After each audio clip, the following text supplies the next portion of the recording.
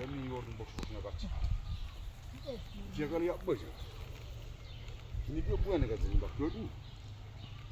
Borun bir ucu bir ucu. Bir oyunu bir oyunu.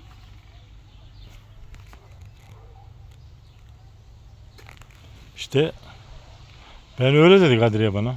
Bir o yanladık bir o yanladık. Bu oyunu değil. Borunun bir oyunu oyunu değil. Sen borun hem sonunu hem sağını hem sonunu kal. Öyle değil. Yanıyor 40 derece var kaç. Kaçıyoruz biz buradan. 40 dereceye yakın burası. Hı. Domatesler dikildi.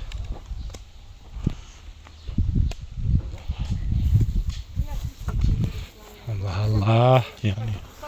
Ortalık yanıyor.